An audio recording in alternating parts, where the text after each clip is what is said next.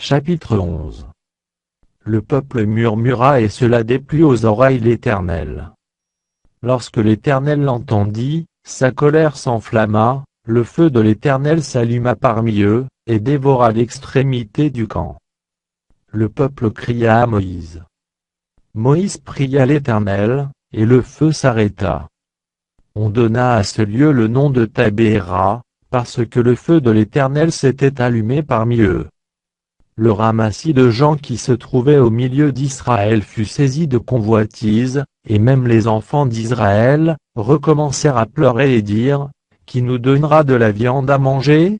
Nous nous souvenons des poissons que nous mangions en Égypte, et qui ne nous coûtaient rien, des concombres, des melons, des poireaux, des oignons et des os. Maintenant, notre âme est desséchée, plus rien.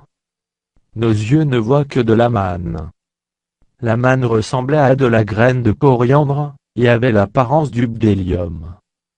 Le peuple se dispersait pour la ramasser, il la broyait avec des meules, ou la pilait dans un mortier, il la cuisait au pot, et en faisait des gâteaux.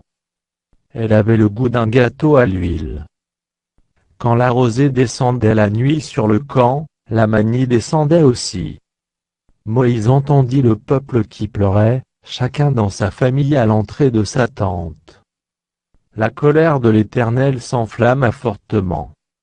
Moïse fut attristé, et il dit à l'Éternel, « Pourquoi affliges-tu ton serviteur, et pourquoi n'ai-je pas trouvé grâce à tes yeux, que tu aies mis sur moi la charge de tout ce peuple?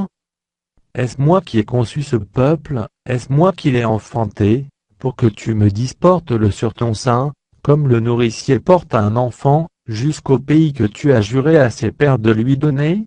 Ou prendrai-je de la viande pour donner à tout ce peuple? Car ils pleurent auprès de moi, en disant, donne-nous de la viande à manger. Je ne puis pas, à moi seul, porter tout ce peuple, car il est trop pesant pour moi. Plutôt que de me traiter ainsi, tue-moi, je te prie, si j'ai trouvé grâce à tes yeux, et que je ne vois pas mon malheur. » L'Éternel dit à Moïse, assemble auprès de moi 70 hommes des anciens d'Israël, de ceux que tu connais comme anciens du peuple, et ayant autorité sur lui, amène-les à la tente d'assignation, et qu'ils s'y présentent avec toi. Je descendrai, et là je te parlerai, je prendrai de l'esprit qui est sur toi, et je le mettrai sur eux, afin qu'ils portent avec toi la charge du peuple, et que tu ne la portes pas à toi seul. Tu diras au peuple, sanctifiez-vous pour demain, et vous mangerez de la viande, puisque vous avez pleuré aux oreilles de l'Éternel, en disant qui nous fera manger de la viande, car nous étions bien en Égypte. L'Éternel vous donnera de la viande, et vous en mangerez.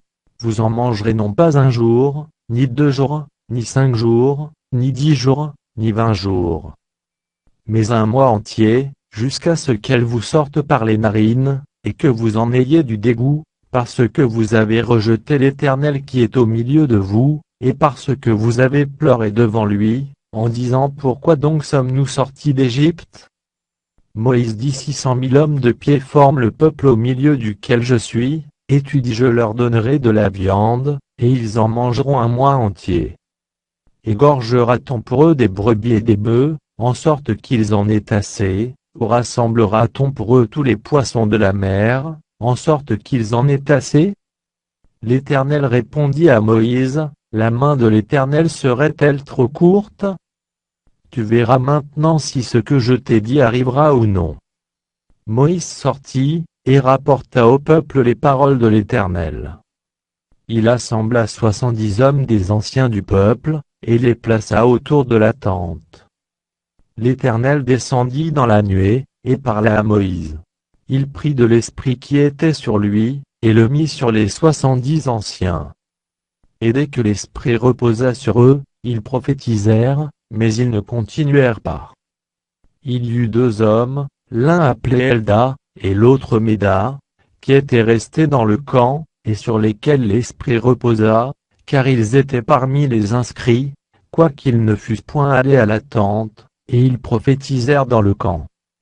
Un jeune garçon courut l'annoncer à Moïse, et dit, Elda et Méda prophétisent dans le camp.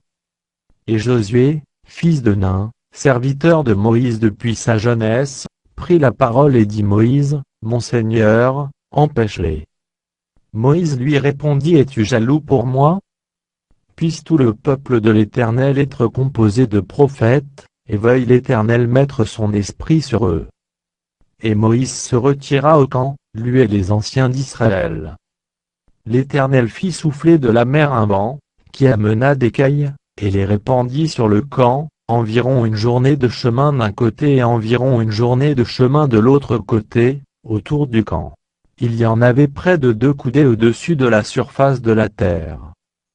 Pendant tout ce jour et toute la nuit, et pendant toute la journée du lendemain, le peuple se leva et ramassa les cailles, celui qui en avait ramassé le moins en avait 10 hommes. Ils les étendirent pour eux autour du camp. Comme la chair était encore entre leurs dents sans être mâchée, la colère de l'Éternel s'enflamma contre le peuple, et l'Éternel frappa le peuple d'une très grande plaie. On donna à ce lieu le nom de Kibroth-Hattaava, parce qu'on y enterra le peuple que la convoitise avait saisi. De Kibroth-Hattaava le peuple partit pour Hatséroth, et il s'arrêta à Hatséroth.